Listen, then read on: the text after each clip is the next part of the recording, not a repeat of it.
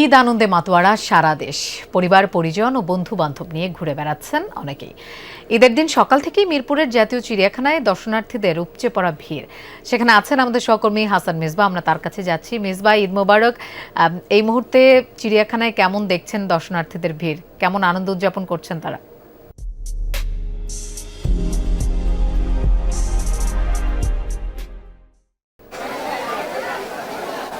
লোপা, আপনাকে ঈদ মোবারক। এই মুহূর্তে মিরপুর চিড়িয়াখানায় যদি আমি বলি যে জনস্রোত নেমেছে, অর্থাৎ হাজারো মানুষ তারা মিরপুর জাতীয় চিড়িয়াখানায় তারা এসেছেন। এই আসা শুরু হয়েছে ঠিক এখন না, সকাল থেকেই আমরা দেখেছি যে এখানে যারা বিনোদনপ্রেমী তারা আসছেন পরিবার পরিজন নিয়ে ঈদকে উপভোগ করতে। রাজধানীবাসী যারা রাজধানীতে থেকে গেছেন, গ্রামে যাননি, তারা মূলত এই চিড়িয়াখানায় এসেছেন। ঢাকায় যদি বলি ওভাবে বিনোদন কেন্দ্র তেমন একটা নেই।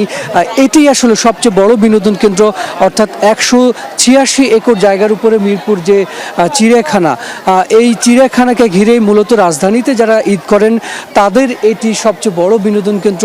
এখানে 3,500-এর মতো প্রাণী আছে, সেগুলোকে দেখার জন্যই এখানে যারা আছেন তারা এখানে আসেন এবং পুরো ঈদকে উপভোগ করবার জন্য এটি আসলে বলা যায় যে ঢাকায় সবচেয়ে বড় বিনোদন কেন্দ্র। এই ঢল হয়তো আগামী আরও কয়েকদিন চলতেই থাকবে। লোপা, মিসবা, আপনাকে ধন্যবাদ আমাদের সাথে যোগ দেওয়ার জন্য।